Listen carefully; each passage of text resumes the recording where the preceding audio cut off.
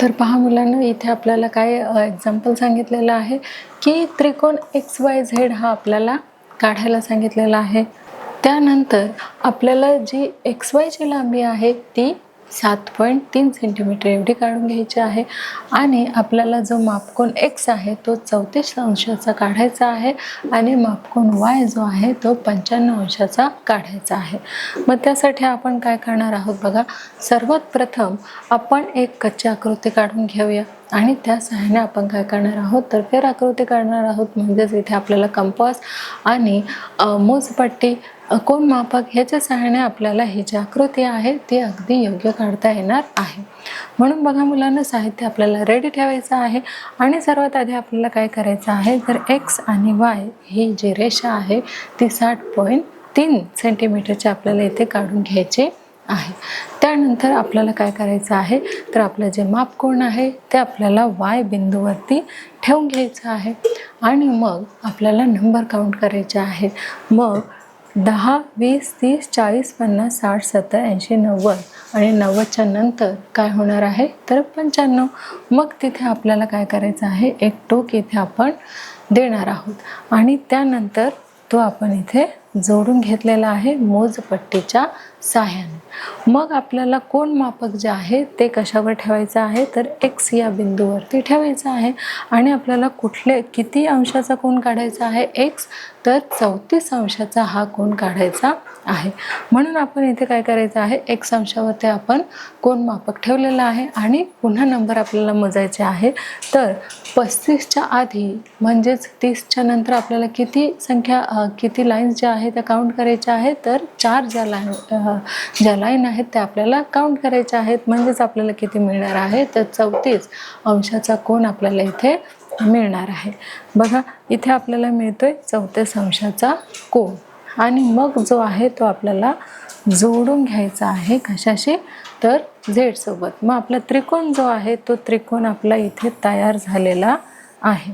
बघा, आपला जो त्रिकोण सांगितला होता XYZ, कुठला मुलांनो XYZ हा आपला त्रिकोण इथे तयार झालेला आहे आणि सांगितल्याप्रमाणे जे काही आपल्याला मापे दिली होती त्याप्रमाणे आपण हा त्रिकोण इथे काढून घेतलेला आहे। जसे की XY हा आपल्याला 7.3 सेंटीमीटर काढायला सांगितलेला होता। सर्वात प्रथम आपल्याला ती जी रेषा आहे ती काढून घ्यायची आहे। त्यानंतर कोन मापकाच्या सहाय्याने आधी आपल्याला 95 अंशाचा कोन आणि त्यानंतर 34 अंशाचा कोन काढून घेऊन मग आपल्याला काय करायचे आहे ते बिंदू जॉईन करून घ्यायचे आहे। मग आपल्याला XYZ हा त्रिकोण मिळतो। पुढे बघूया। पहा मुलांनो, इथे जे नेक्स्ट एक्झाम्पल आहे, जे पुढचं उदाहरण आहे ते काय सांगितलेलं आहे, त्रिकोण LMN असा आपल्याला काढायचा आहे की मापकोन LMN ही किती पाहिजे तर 90 अंशाचं आणि कर्ण जो आहे तो आपल्याला 5 सेंटीमीटरचा काढायला सांगितलेला आहे आणि लांबी जी आहे MN ची ती किती पाहिजे तर 3 सेंटीमीटर पाहिजे। मग त्यासाठी सर्वात प्रथम आपल्याला सांगितलेलंच आहे की आधी आपल्याला काय करायचं आहे तर कच्ची आकृती जी आहे ती काढून घ्यायची आहे। बघा, इथे आपल्याला सर्वात आधी जी लांबी आहे ती आपल्याला काढून घ्यायची आहे। MN ची लांबी किती आहे तर 3 सेंटीमीटर एवढी आहे। म्हणून आपण MN ची लांबी जी आहे ती 3 सेंटीमीटर एवढी काढून घेतलेली आहे। त्यानंतर आपल्याला जो कोन LMN आहे तो 90 अंशाचा काढायचा आहे। म्हणजे इथे आपल्याला कुठल्या साहित्याचा वापर करावा लागेल, अगदी बरोबर कोन मापकाचा आपल्याला इथे वापर करावा लागणार आहे। आणि मग M या बिंदूवरती आपल्याला काय ठेवायचं आहे तर कोन मापक ठेवून आपल्याला बरोबर 90 अंशाचा जो कोन आहे तो इथे आपल्याला काढून घेतलेला आपण आहे आणि मोजपट्टीच्या सहाय्याने आपल्याला तो काय करायचा आहे जॉईन करून घ्यायचा आहे।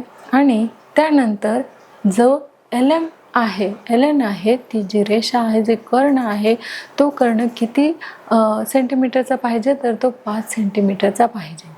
मग आपल्याला मोजपट्टीमध्ये 5 सेंटीमीटर एवढं अंतर घेऊन आपल्याला L आणि N ही जी रेषा आहे ती जोडून घ्यायची आहे। म्हणजेच आपल्याला इथे त्रिकोण कुठला मिळतो आहे तर LMN हा आपला दिलेल्या मापावरून त्रिकोण तयार झालेला आहे।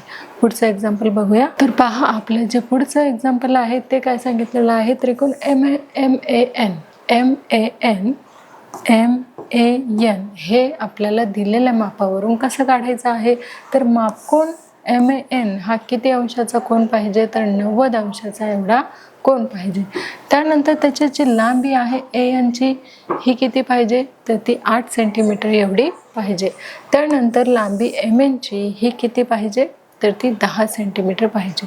मग कर्ण हा मोठा असतो, त्यामुळे आपल्याला काय करायचं आहे, तर AN ही जी लांबी आहे ती आपल्याला काढून घ्यायची आहे, जी किती आहे, तर ती 8 सेंटीमीटर एवढी आहे.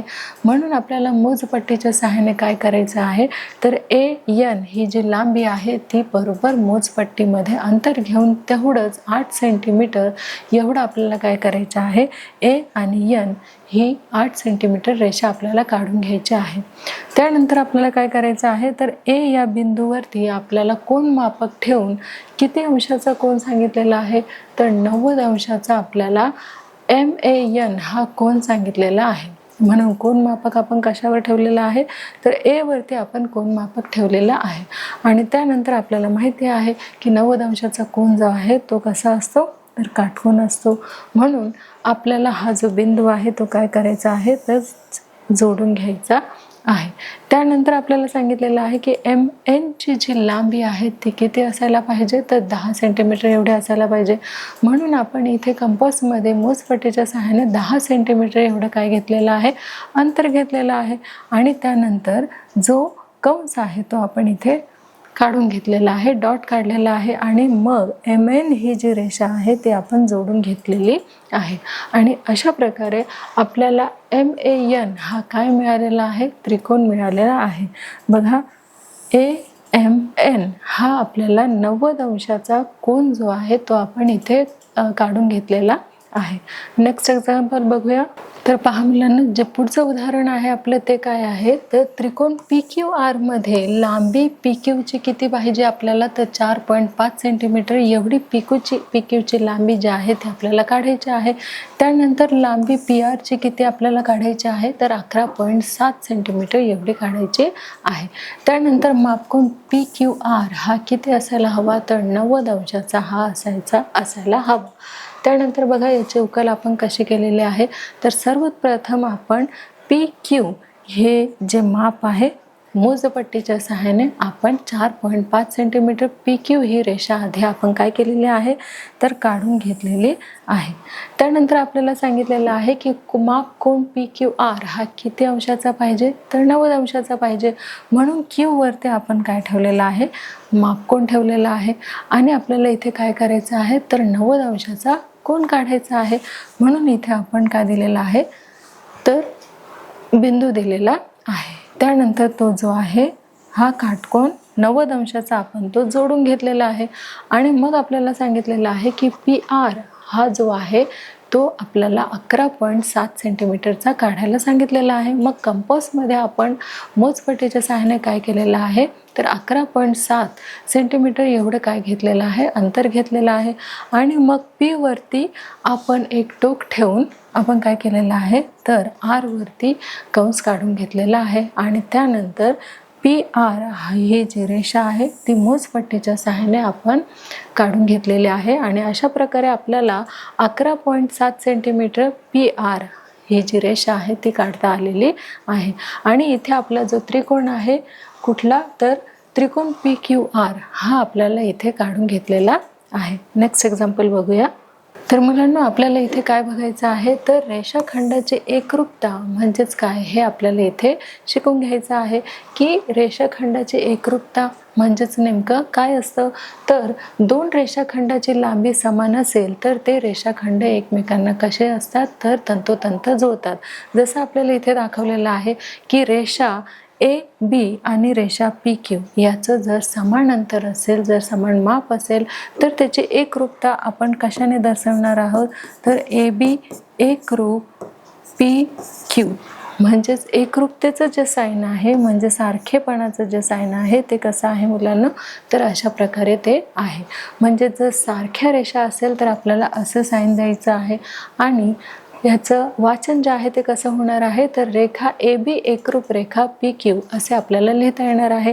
म्हणजे ही जी रेषा आहे AB ही देखील सेम मापाची आहे आणि PQ ही याचं अंतर देखील कसं आहे, ए बी एवढं असल्यामुळे आपल्याला याचं वाचन कसं करायचं आहे, तर ए बी एकरूप रेखा पी क्यू असं याचं आपल्याला वाचन करता येणार आहे. पुढे बघूया. तर पहा मुलांनो, इथे आपल्याला एक एक्झाम्पल दिलेलं आहे आणि ते काय सांगितलेलं आहे, तर खालील आकृतीतील मधील एकरूप रेषाखंडाच्या जोड्या आपल्याला काय करायच्या आहे, इथे जुळवायच्या आहेत. म्हणून आपल्याला त्याच्यासाठी काय उपयोग होणार आहे, तर आपल्याला कंपासाचा इथे उपयोग होणार आहे. जे कंपास आहे त्यामध्ये आपल्याला काय करायचं आहे, ए एवढं अंतर आपल्याला घ्यायचं आहे आणि तेच बी सी एवढं आहे का, जर ते बी सी एवढं नसेल तर आपल्याला एकरूपचं साईन देता येणार नाही. पण रेखा एम जी जी आहे बघा, इथे आपण बघू शकतो रेख एम जी आणि रेख एन जी. काय मुलांनो, रेख एम जी आणि रेख एन जी हिचं जे अंतर आहे ते आपण जर कंपासमध्ये घेतलं तर ते कसं आहे, तर ते एकरूप आहे. म्हणून आपण इथे लिहू शकतो की रेख एम जी एकरूप रेख एन जी, म्हणजेच एन जी आणि एम जी ह्या दोन्ही रेषेचं जे अंतर आहे ते कसं आहे, तर समान आहे. नेक्स्ट बघा, आपण आता कंपासने रेख सी जीचे अंतर घ्या. हे अंतर रेख जी बीच्या एकरूप येईल. रेख सी जी बरोबर रेख जी बी. बघा सी जी आपण बघूया, हे सी जी आहे आणि दुसरं आहे जी बी. हे जर एकरूप असेल तर हे तपासण्यासाठी आपल्याला कशाचा वापर करायचा आहे, तर ते तपासण्यासाठी आपल्याला कंपास या साहित्याचा वापर करायचा आहे. बघा, या कंपासमध्ये आपल्याला सी जी एवढं काय करायचं आहे, अंतर घ्यायचं आहे आणि तेवढंच अंतराची रेषा आपल्याला कुठे दिसत आहे, तर जी बी ही आपल्याला तेवढ्याच अंतराची रेषा दिसत आहे. म्हणून आपल्याला लिहिताना काय लिहायचं आहे, रेख जी सी एकरूप रेख जी बी असं आपल्याला इथे लिहिता येणार आहे. म्हणजे ज्या सारख्या रेषा आहेत तिथे आपल्याला लिहिताना रेख जी बी एकरूप रेख सी जी असं आपलं काय येणार आहे, आन्सर येणार आहे. आता बघा, जशी रेख ही जी आहे ती एकरूप असते, सारखी असते, तसेच कोन देखील हे एकरूप असतात. म्हणजेच बघा, इथे आपल्याला दिसत आहे एक्झाम्पलमध्ये की जो कोन आहे तो LMN एकरूप कोन XYZ. बघा, कोन LMN एकरूप कोन XYZ. पहा, म्हणजे ज्या अंतराची, ज्या लांबीची एक रेख असते त्याच मापाचा कोन देखील इथे असतो. म्हणून कोन देखील एकरूप हे असतात. मग त्याचं वाचन करताना आपल्याला कसं करायचं आहे, तर कोन LMN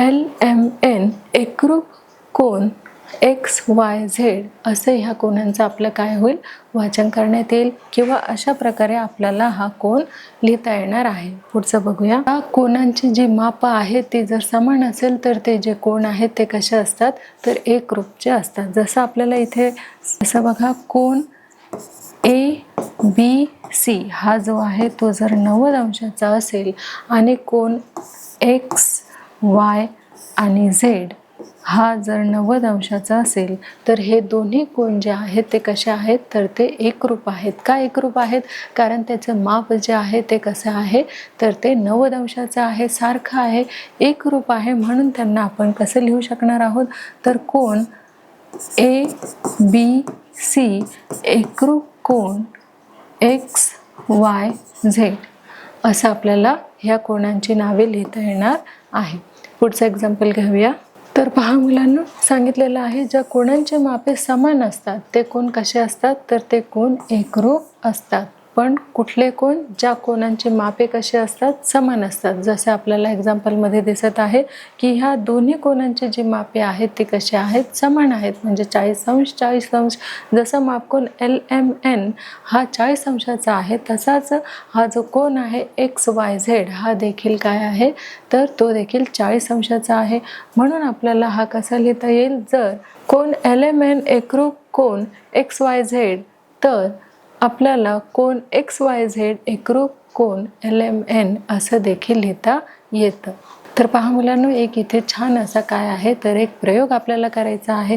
तर आपल्याला एक कोरा कागद घ्यायचा आहे आणि त्या कोरा कागदावरती आपल्याला 1 सेंटीमीटरचं काय करायचं आहे, तर एक वर्तुळ काढायचं आहे. त्यानंतर पुन्हा दुसऱ्या पेज किंवा पानावरती आपल्याला काय करायचं आहे, 2 सेंटीमीटरचं वर्तुळ काढायचं आहे आणि त्यानंतर पुन्हा 1 सेंटीमीटरचं वर्तुळ काढायचं आहे आणि नंतर आपल्याला 1.3 सेंटीमीटरचं वर्तुळ काढायचं आहे आणि मग त्या ज्या चकत्या आहे, वर्तुळ जे आपण काढलेलं आहे त्या चकत्या आपल्याला त्याच भागामध्ये काय करून घ्यायचं आहे, तर बरोबर कैचीच्या सहाय्याने आपल्याला हे वर्तुळ कापून घ्यायचं आहे. आणि त्यानंतर आपल्याला बघायचं आहे की कुठले वर्तुळ एकमेकांशी तंतोतंत जुळतात. सांगा पाहू मुलांनो, जर आपण याच्या चकत्या कापून घेतल्या तर त्यानंतर कुठले जे वर्तुळ आहे ते एकमेकांना तंतोतंत जुळणार आहेत, तर अगदी बरोबर 1 सेंटीमीटर आणि 1 सेंटीमीटर हे जे दोन्ही वर्तुळ आहे हे कसे आहेत, तर ते एकरूप आहेत. त्यामुळे 1 सेंटीमीटर म्हणजेच ए आणि सी हे जे 2 वर्तुळ आहेत ते एकमेकांशी कसे जुळणार आहेत, तर तंतोतंत जुळणार आहेत. तसंच 2 सेंटीमीटर म्हणजेच हा जो 1 सेंटीमीटर आहे याच्या दुप्पट हा 2 सेंटीमीटर असल्या कारणाने हा तंतोतंत जुळणार नाही.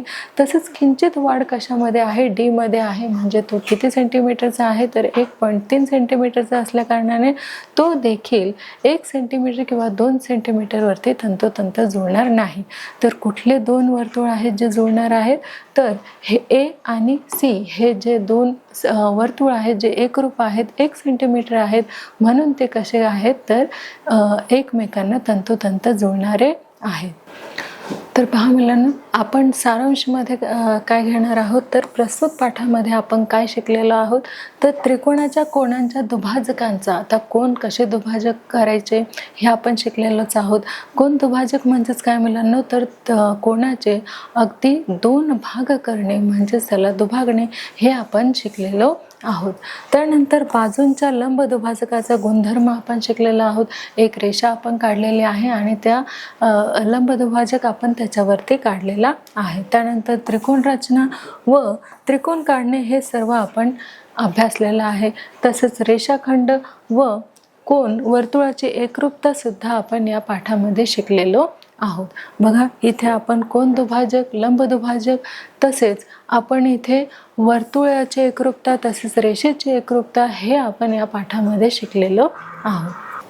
तर पहा मुलांनो, आपण या पाठामध्ये काय काय शिकलेलो आहोत, तर या पाठामध्ये आपण त्रिकोणाच्या कोनांच्या दुभाजकांचा आणि बाजूंच्या लंब दुभागाचा काय शिकलेलो आहोत, गुणधर्म शिकलेलो आहोत.